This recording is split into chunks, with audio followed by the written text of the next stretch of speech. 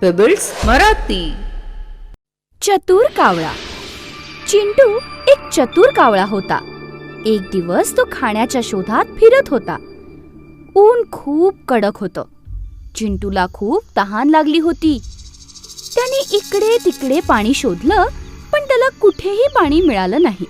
शोधता शोधता एका ठिकाणी एका मडक्यात त्याला थोडंसं पाणी सापडलं. पाणी मडक्याच्या अगदी तळाशी होतं. त्याने विचार केला, आता बरं काय करावं. अचानक त्याला एक युक्ती सुचली. आजूबाजूला पडलेले लहान मोठे दगड गोटे उचलून त्या मडक्यात तो टाकू लागला. थोड्याच वेळात पाणी वरपर्यंत आलं. चिंटूने आपली तहान भागवली आणि आनंदाने तो उडून गेला. सहजासहजी हार मानू नये.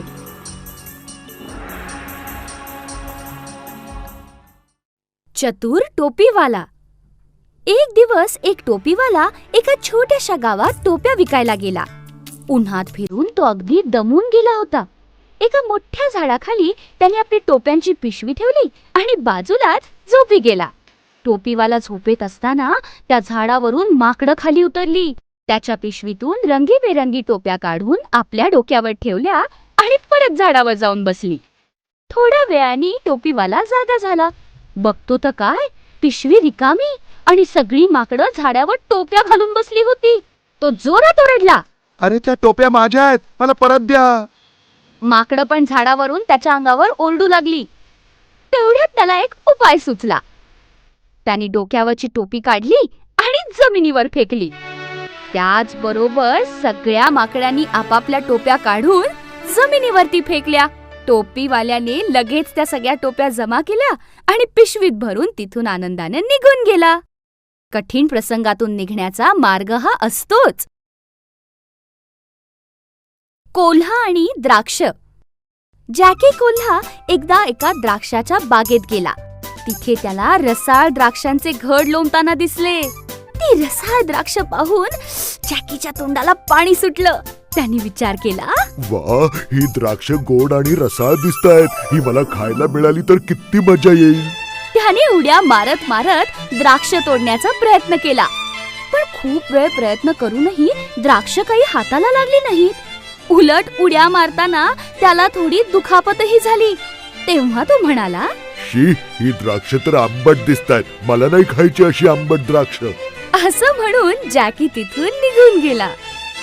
एखादी गोष्ट मनाप्रमाणे मिळाली नाही तर तिचा तिरस्कार करू नये.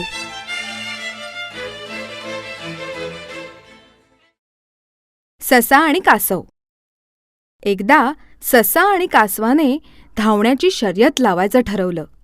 जंगलातले सारे प्राणी ती शर्यत बघायला जमले.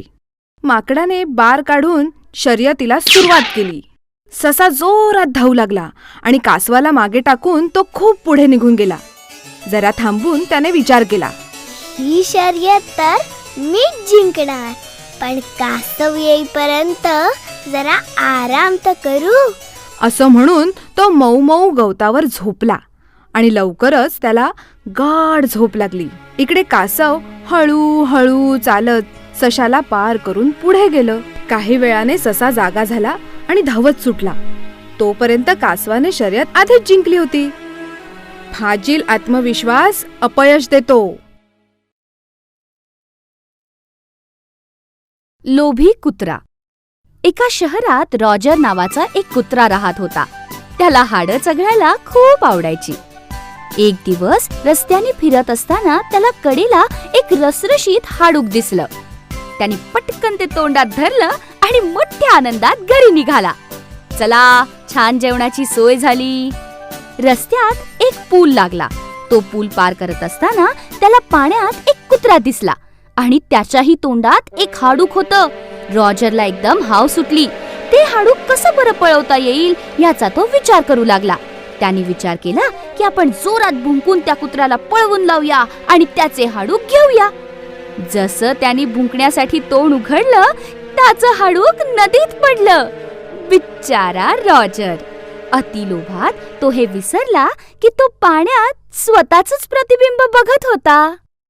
जे आहे त्यातच खुश रहा. माकडाचा न्याय. एकदा 2 मांजरांना एक पावाचा तुकडा मिळाला. एका मांजराने पटकन उडी मारून तो तुकडा उचलला. दुसरी मांजर तो तुकडा खेचू लागली. तेव्हा पहिली मांजर म्हणाली, हा तुकडा माझा आहे, मी आधी पाहिलाय. त्यावर दुसरी मांजर म्हणाली, पण मी आधी पाहिलंय म्हणून तो माझा आहे. त्यांचं चांगलं भांडण जुंपलं. इतक्यात एक माकड तिथे आलं. मांजरीने त्यालाच न्याय करायला सांगितला. माकडाने त्यांचं म्हणणं मान्य केलं. माकड म्हणालं, ठीक आहे, आधी तो तुकडा माझ्याकडे द्या. त्याने त्या पावाचे 2 तुकडे केले आणि आपलं डोकं हलवत म्हणाला, अरे च्या, दोन्ही तुकडे समान नाही झाले, एक तुकडा मोठा आहे. तुकडे समान करण्यासाठी त्याने मोठ्या तुकड्यातला काही भाग खाल्ला. पण आता तो तुकडा लहान झाला. मग त्याने दुसऱ्या तुकड्यातला काही भाग खाल्ला. असं करत करत शेवटी 2 अगदी लहान तुकडे उरले. ते पाहून तो मांजरांना म्हणतो कसा, अरे अरे, हे तर अगदीच लहान तुकडे उरले, हे मी तुम्हाला कसे देऊ? आणि त्याने ते उरलेले तुकडे पण मटकावले. बिचाऱ्या मांजरी, त्यांना आत्ता कळलं की आपल्या भांडणात तिसऱ्याचाच फायदा झाला. दोघांचं भांडण, तिसऱ्याचा लाभ. सिंह आणि उंदीर. एकदा एका जंगलात मिकी उंदीर इकडे तिकडे उड्या मारत खेळत होता. खेळता खेळता अचानक एका झोपलेल्या सिंहाच्या अंगावरच पडला. सिंह रागवून उठला आणि त्याने उंदराला पंजात पकडलं आणि मारायची धमकी दिली.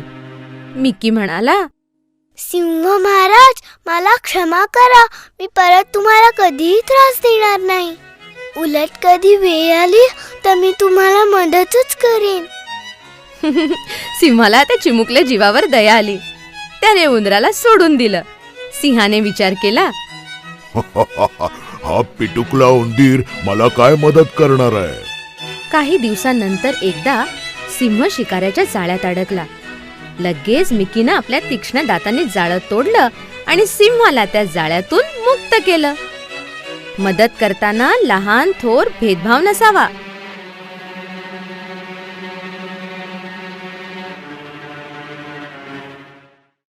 सिंह आणि गायी. कोणे एकेकाळी 4 गायी एकत्र राहत होत्या. त्या एकमेकींच्या अगदी जीवाभावाच्या मैत्रिणी होत्या. त्या चौघीही नेहमी एकत्र राहत, एकत्र चरायला जात आणि झोपायलाही एकत्रच असत. त्यांच्या या एकतेमुळेच त्यांचे शत्रू त्यांच्या आसपासही फिरकत नसत. एकदा एक लांडगा तिथे आला.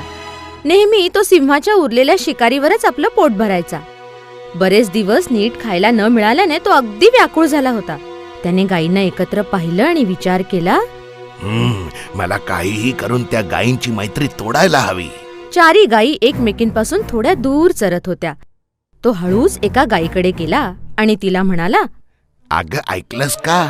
तुझ्या 3 मैत्रिणी तुला सोडून जवळच्याच शेतात जाणार आहेत. तिथे भरपूर हिरवागार चारा आहे. हे ऐकून गायीला फार राग आला. ती म्हणाली, असं काय?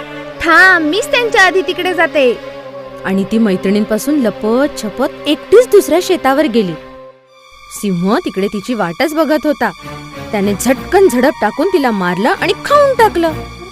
लांडग्याला सुद्धा त्याचा हिस्सा मिळाला. एकतेतच खरी शक्ती असते.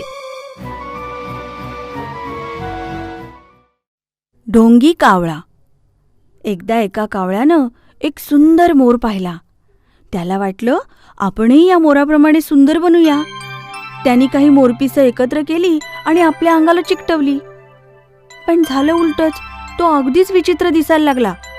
इतर मोरांनी त्याला बघितलं आणि म्हटलं, हा मूर्ख कावळा आपल्यासारखा दिसण्याचा प्रयत्न करतोय. सगळे मोर तिथून निघून गेले. कावळ्याचे इतर मित्र सुद्धा त्याला हसायला लागले आणि टिंगल करत करत उडून गेले. आता कावळ्याला आपल्या मूर्खपणाची जाणीव झाली. तो पुन्हा आपल्या मित्रांकडे गेला आणि म्हणाला, मित्रांनो, मला माफ करा, मला माझी चूक समजली. मला पुन्हा तुमच्यात घ्या, मित्र बनवा. मी कावळ्याच्या रूपातच खुश राहीन. देवानी दिलेल्या गोष्टीतच समाधान माना.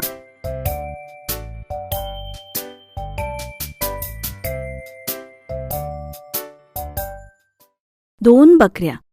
गोलू आणि शालू 2 मूर्ख बकऱ्या होत्या.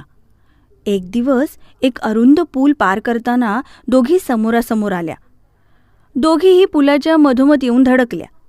पूल खूपच अरुंद होता आणि एक एक करूनच नीट पार करावा लागत होता. पण दोघींनाही आधी पुढे जायचं होतं. आधी कोणी जायचं यावरून दोघींमध्ये मारामारी सुरू झाली आणि मारामारी करता करता त्या नदीत पडून वाहून गेल्या. मूर्खपणाचं फळ वाईट मिळतं. 2 कावळे. एक दिवस भोलू आणि गोलू या 2 कावळ्यांमध्ये भांडण जुंपलं की कोण श्रेष्ठ. भोलू म्हणाला, मी तुझ्याहून सरस आहे, कारण मी तुझ्यापेक्षा धष्टपुष्ट आहे. तर गोलू म्हणाला, नाही नाही, मीच सरस आहे, कारण मी वयानं मोठा आहे. शेवटी त्यांनी एक स्पर्धा ठेवली. जो आपल्या चोचीतल्या पिशवीत सामान भरून जास्त उंच जाईल त्यालाच श्रेष्ठ मानायचं. गोलू एकदम धूर्त होता. त्याने हळूच आपल्या पिशवीत कापूस भरला आणि भोलूच्या पिशवीत मात्र मिठाचे खडे भरले. दोघेही उडू लागले. बघता बघता गोलू खूप वर गेला, कारण त्याची पिशवी हलकी होती आणि भोलूची वजनदार. त्यामुळे प्रयत्न करूनही भोलू खूप वर जाऊ शकत नव्हता. इतक्यात अचानक पाऊस सुरू झाला. गोलूच्या पिशवीतील कापूस पाण्यात भिजल्याने जड झाला. भोलूच्या पिशवीतलं मीठ मात्र पाण्यात विरघळून वाहून गेलं. आता भोलूची पिशवी एकदम हलकी झाली. भोलू खूप वर उडाला आणि त्याने स्पर्धा जिंकली. खोट्याच्या कपाळी गोटा. हुशार गाढव. एक दिवस एक भुकेला सिंह पाणी प्यायला नदीवर गेला. नदीच्या समोरच्या काठावर एक गाढव पाणी पित होतं. सिंहानं लगेच त्या गाढवाची शिकार करायचं ठरवलं. सिंह म्हणाला, अहो गर्दभराज, नदी पलीकडे घोडे आहेत का? मला त्यांचं गाणं ऐकायचं आहे. सिंहाचा कावा गाढवाच्या लक्षात नाही आला. तो म्हणाला, मीच तुमच्यासाठी गाणं गातो ना. इतकं म्हणून गाढव डोळे बंद करून उंच आवाजात रेकू लागलं. लगेच सिंहानं त्याच्यावर झडप घातली. पण गाढवही हुशार होतं. ते सिंहाला म्हणालं, महाराज, मी तुमची शिकार व्हायला तयार आहे. पण मी तर असं ऐकलंय की शक्तिशाली सिंह जेवणाच्या आधी देवाची प्रार्थना करतात म्हणे. सिंह स्वतःला महाशक्तिशाली समजत होता. त्यांनी देवाची प्रार्थना करण्यासाठी आपले डोळे बंद केले आणि प्रार्थना सुरू केली. गाढवाने ती संधी साधली आणि तिकडून धूम ठोकली. सिंह बिचारा हात चोळतच बसला.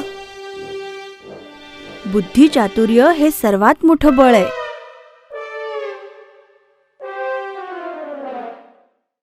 कोल्हा आणि कावळा. एकदा एका कोल्ह्याला खूप भूक लागली होती. तो इकडे तिकडे अन्न शोधत होता. अचानक त्याची नजर एका कावळ्यावर गेली. त्याच्या चोचीत एक भाकरीचा तुकडा होता.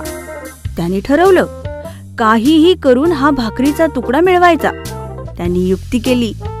तो कावळ्याकडे जाऊन म्हणाला, कावळे दादा, वा वा वा, काय हे तुमचं सुंदर रूप.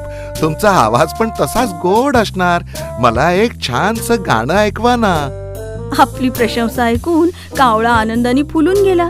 त्यांनी लगेच गायला सुरुवात केली. गाण्यासाठी जशी त्यांनी चोच उघडली, भाकरीचा तुकडा पटकन खाली पडला. कोल्हा खाली त्याचीच वाट बघत होता. तुकडा खाली पडल्याबरोबर त्यांनी तो झटकन मटकावला आणि निघून गेला. स्तुतीनी कधीही शेफारून जाऊ नये.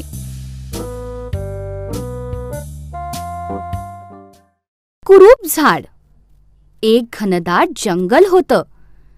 त्या जंगलात खूप प्रकारची झाडं होती. आंबा, वड, पिंपळ, साग, अशोक अशी अनेक मोठी मोठी झाडं होती. त्यातील फक्त एका झाडाचं खोड वेडवाकडं आणि गाठाळ होतं. इतर सरळसोट झाडांमध्ये ते अगदीच वेडवाकडं दिसत होतं. सगळी झाडं त्याला कुरूप म्हणून चिडवत असत. बिचारं झाड नेहमी म्हणायचं, हे देवा, तू मला इतकं कुरूप का बनवलंस? मी बाकीच्या झाडांसारखा सरळ का नाही? एक दिवस त्या जंगलात एक लाकूड तोड्या आला. त्या कुरूप झाडाजवळ जाऊन तो म्हणाला, छे छे छे छे, हे वाकडे झाड काय कामाचे? मी त्यापेक्षा इतर झाडे तोडतो. रस्त्याने ते वाकडे झाड सोडून बाकीची सारी झाडं तोडून टाकली. आता मात्र त्या झाडानं विचार केला, परमेश्वर जे काही करतो ते भल्यासाठीच. माझ्या कुरूपपणानं आज माझा जीव वाचवला. आपण कधीही कशासाठी देवाला दोष देऊ नये. देव आपल्याला जे देतो त्यामागे नक्कीच काहीतरी कारण असतं. विनाकारण काहीही घडत नाही. 2 भिकारी. सोहन आणि मोहन 2 भिकारी होते. एका मोठ्या देवळाच्या बाहेर इतर भिकाऱ्यांबरोबर बसायचे आणि लोकांकडे जेवण पैसे मागून ते आपली गुजराण करत असत. सोहन लंगडा होता तर मोहन आंधळा. एक दिवस एक श्रीमंत माणूस येऊन त्यांना म्हणाला, मित्रांनो, मी माझ्या घरी एक मोठी मेजवानी ठेवली आहे. तुम्ही दोघेही उद्या माझ्या घरी जरूर या. बिचारे सोहन आणि मोहन दुसऱ्यांच्या मदतीशिवाय कुठे जाऊच शकत नव्हते. मोहन सोहनला म्हणाला, हे बघ मित्रा, तू जर का मला रस्ता सांगत गेलास तर मी तुला माझ्या पाठीवर बसवून घेऊन जाईन. अशा प्रकारे मोहनने सोहनला पाठीवर घेतलं आणि सोहनने रस्ता सांगितला. दोघांनी जाऊन मेजवानीवर भरपूर ताव मारला. नेहमी एकमेकांना मदत करावी.